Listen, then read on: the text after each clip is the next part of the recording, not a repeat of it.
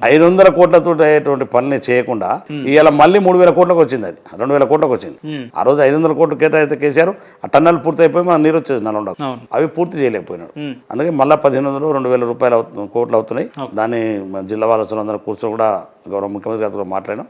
అది ప్రయారిటీలో అది ఫస్ట్ తీసుకుంటున్నాం. తర్వాత సేమ్ డిండి ఎత్తిపోతున్నా కూడా తీసుకుంటాం. రైట్ బాలన్న, ఏ రాజకీయ నాయకుడు అన్నా కూడా వాళ్ళ రాజకీయ జీవితంలో ఎక్కడ కూడా వివాదాలకు చిన్న చిన్న అవకాశాలు వస్తూ ఉంటాయి, చిన్న చిన్న కాంట్రవర్సీలు కూడా అవుతూ ఉంటాయి. కానీ బాలు నాయక్ గారి రాజకీయ జీవిత విషయానికి వచ్చేసరికి ఇన్నేళ్ల తన రాజకీయ జీవితంలో ఎక్కడ కూడా వివాదాలకు తావివ్వకుండా ఎదిగిన నేతల్లో ప్రధానంగా మీ పేరు కూడా వినిపిస్తుంటది.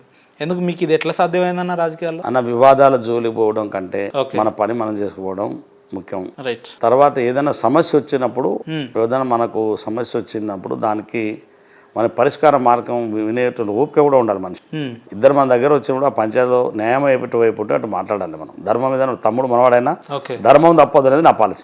తప్పు ఇప్పటికీ ఫాలో అవుతుంటారు, డెఫినెట్ గా ఫాలో అవుతుంది. ఇప్పుడు కూడా చెప్పిన మా కార్యకర్తల నాయకులు అందరూ చెప్పిన స్పష్టంగా చెప్పిన. మా దగ్గర ఏంటంటే చాలా మంది మొన్న జరిగినటువంటి ఈ 5 సంవత్సరాల్లో ఈ 5 సంవత్సరాల ప్రభుత్వం ఉన్నప్పుడు చాలా మంది భూములు గుంజుకొని రకరకాలైనటువంటి ఇబ్బందులు.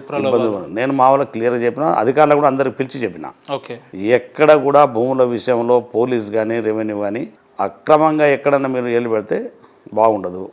మీరు చేయవలసిన పని అంటే న్యాయంగా నిజంగా ధర్మంగా, నా తమ్ముడు భూమి కాదు, నా తమ్ముడు సొంత గంటలో ఏలు పెట్టినా కూడా మీరు అందులో ఉపేక్షించవద్దు. న్యాయం ఎటువైపు ఉంటే అటు ఉండండి.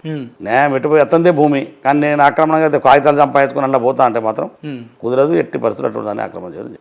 అందుకని దానికి న్యాయం వైపు ఉండాలని ఆలోచన చేస్తాం. పేదవాళ్ళు పాపం మనకు ఎవరు దిక్కుండరు. మన లాంటి వాళ్ళం కూడా వానికి చేస్తే ఇక వాళ్ళు ఎవరు పోయి చెప్పుకోవాలి. అందుకని అటువంటి వివాదాలు తావియకుండా న్యాయపరంగా ఉండండి. ఈ సంవత్సరం అనేక మంది చిన్న చిన్న విషయాలు ఉంటాయి, కానీ ఎక్కడ పెద్దల విషయంలో మేము వివాదాలకు పోను.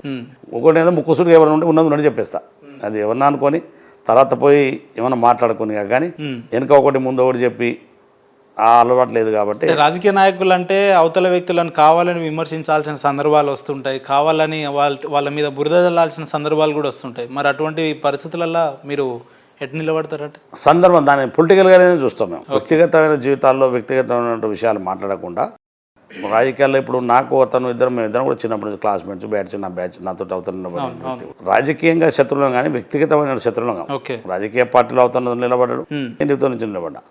నేనే చాలాసార్లు నా సీటు త్యాగం చేసింది, నేను ఎమ్మెల్యే చేసిన. నా సీటు త్యాగం చేసి నేను జిల్లా పరిషత్ పోయి అతని సీటు పార్టీ నిర్ణయించింది, త్యాగం చేసిన. కానీ వ్యక్తిగతమైన జీవితాల్లో పోకుండా పార్టీ పాలసీ మీద లేకపోతే పార్టీ అతను చేసినటువంటి కార్యక్రమాల మీద మాట్లాడుతుంది తప్ప వ్యక్తిగతంగా ఏజెండా పెట్టుకుని పెడితే రోజువారీ అదే సరిపోతుంది. మన ప్రజల వైపు పోదు మన దృష్టి. రోజు ఆయన నేను తిట్టడం, నన్ను ఆయన తిట్టడం అయిపోతుంది. ప్రజల సమస్యలన్నీ దారి మళ్ళీపోతాయి. కాబట్టి ఆ వ్యక్తిగతమైన జోలికి పోవద్దని దాంట్లో పెట్టుకుంటాం. సార్వత్రిక ఎన్నికల సమయంలో మనం సామాజిక మాధ్యమాల్లో చాలా సందర్భాల్లో చూసినాం, రేవంత్ రెడ్డి గారు ఎమ్మెల్యే టికెట్ కొనుక్కున్నారు అని చెప్పి పలానా వ్యక్తి 10 కోట్లు 20 కోట్లు అని చెప్తుంటారు. మరి ఆ లెక్కన చూసుకుంటే ఎమ్మెల్యే బాలనాయక్ గారు ఎన్ని కోట్లకి ఈ సీటు కొన్నాడు? అది దుష్ప్రచారం. నిజంగా రేవంత్ రెడ్డి డబ్బులకే టికెట్ అమ్ముకుని ఉంటే నాకు టికెట్ రాదు. రేవంత్ రెడ్డి అనే వ్యక్తి డబ్బులకే టికెట్లు అమ్ముకుని ఉంటే బాలనాయక్ అనే వ్యక్తికి టికెట్ రాదు. మీరు కూడా ఇచ్చి ఉండొచ్చు కదా 10-20. నాకు ఇచ్చే పరిస్థితి డబ్బు లేదని టికెట్ ఇవ్వద్దని చాలా మంది ప్రయత్నాలు చేసినారు. బాలనాయక్ టికెట్ ఇస్తే డబ్బులు లేవు ఆయన దగ్గర అనే దాంట్లో ఇక్కడ నుంచి ఢిల్లీ అంటే కేసీ వేణుగోపాల్ దాకా తీసుకుపోయినారు. మీ దగ్గర డబ్బు లేదని ప్రచారం.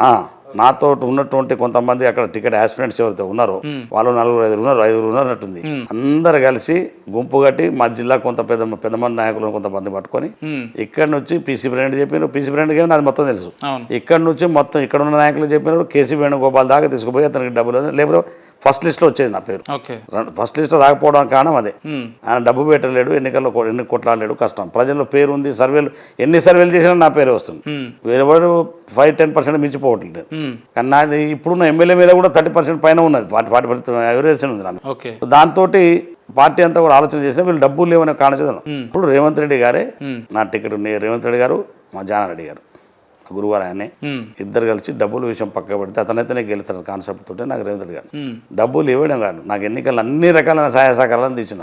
కాబట్టి టికెట్ అమ్ముకునేది ఉంటే నాకెందుకు టికెట్ ఇస్తారు? 100 కోట్లు ఎమ్మెల్యేగా చేసిన వ్యక్తి, చైర్పర్సన్ చేసినారు, ఇన్నేళ్ల రాజకీయంలో ఉన్నారు, డబ్బులు లేవు ఎమ్మెల్యే బాలనాయక్ గారి దగ్గర అంటే ఇది కొంచెం నమ్మసక్యంగా లేదన్నా? చాలా మంది నమ్మతలేరు, నేను చేశాను. చాలా మంది అట్లే అంటారు. అవును, చాలా మంది ఎందుకు లేవు అని అక్కడ, కానీ చూసినారు జనం, అందరు చూసినారు.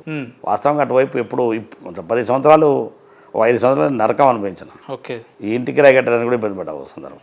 కానీ డబ్బులపై ఎప్పుడు మనం అంతా దాని వైపు పోలే. ఓకే. డబ్బు సంపాదించుకున్నా అనుకుంటారు కానీ ఎమ్మెల్యే అయిన తర్వాత వేల ఎకరాలు భూమి కొనుక్కోవడం, లేదంటే అపార్ట్మెంట్స్ కట్టడం, లేదంటే వ్యాపారాల్లో వెళ్ళడం, ఇటువంటి చేస్తూ ఉంటారు రాజకీయ నాయకులు. మీకు ఆలోచన ఎందుకు రాలేదని? రాలేదు. ఎందుకు ఇది ఒకవైపే వెళ్ళిపోయినా. ఓకే. ఒక రాజకీయమే నా లైఫ్ అనే దాంట్లో వెళ్ళిపోయి వ్యాపారాల వైపు మళ్ళీ వ్యాపారంలో అయిపోతే ఇంకా వ్యాపారంలో సంపాదించడం తప్పే లేదు. చాలా మంది సైడ్ బిజినెస్ పెట్టుకుంటారు. ఎమ్మెల్యేలు రియల్ ఎస్టేట్ వ్యాపారం, ఆ వ్యాపారం పెట్టుకున్నారు. నేను అటువైపు పోలేదు. కేవలం రాజకీయాలు, 24 గంటల రాజకీయాలు, పార్టీ రాజకీయాలు, ప్రజలని దాని మీద పోయి డబ్బులు. అసలు మీకు రాజకీయాల్లో రావాలని ఎందుకు అనిపించింది అన్న? మీకు రాజకీయాల్లో రావడానికి ఎవరు సహకరించారు? నేను చిన్నప్పటి నుంచే కొద్దిగా పాలిటిక్స్ మీద కొంత ఇంట్రెస్ట్ ఉన్నది. క్లాస్ టీచర్, క్లాస్లో ఉన్నప్పుడు క్లాస్ లీడర్ ఉండేది. క్లాస్ లీడర్ తర్వాత జూనియర్ కాలేజీలో వచ్చేటప్పటికి అప్పుడు కాలేజ్ ఎలక్షన్స్ ఉంటుండే. యూనివర్సిటీ కూడా అప్పుడు తర్వాత మర్డర్ అయినాక ఎలక్షన్ బంద్ అయింది. అంతకుముందు యూనివర్సిటీలో కూడా ఎన్నికలు ఉంటుండే. స్టూడెంట్ ఎన్నికలు చాలా ఈ అసెంబ్లీ ఎన్నికల కంటే భయంకరమైన ఎన్నికలు జరిగాయి. అంత యుద్ధ వాతావరణం ఉండేది. అక్కడ కూడా ఓటుకు నోటు పైసలు ఇస్తుండేనా? అప్పుడు ఎక్కడ ఉన్న పైసలు, అప్పుడు పైసలు ఎక్కడ అసలు. అప్పుడు ఇప్పుడు జనరల్ ఎలక్షన్ కూడా డబ్బులు లేవు. ఎంతవరకు చదువుకున్నా మీరు? Graduation BA. అక్కడ కూడా మీరు స్టూడెంట్ లీడర్ గానే చేసినా. నేను డిగ్రీ చేసేటప్పటికి ఎంపీటీసీగా పోటీ చేసి ఓడిపోయినా. వైపు అట్లా మొదటగా పోటీ చేయడం ఎంపీటీసీ, జూనియర్ కాలేజ్ కాంటాక్ట్ చేసిన.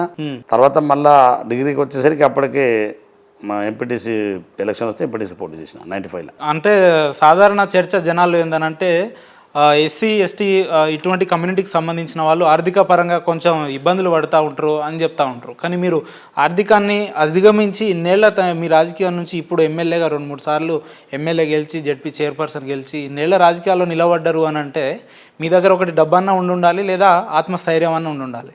ఏంటి ఈ రెండిట్లో ఏది ఉంది మీ దగ్గర? ఆత్మస్థైర్యం. ఓకే. ఆత్మస్థైర్యం నా కార్యకర్తలే.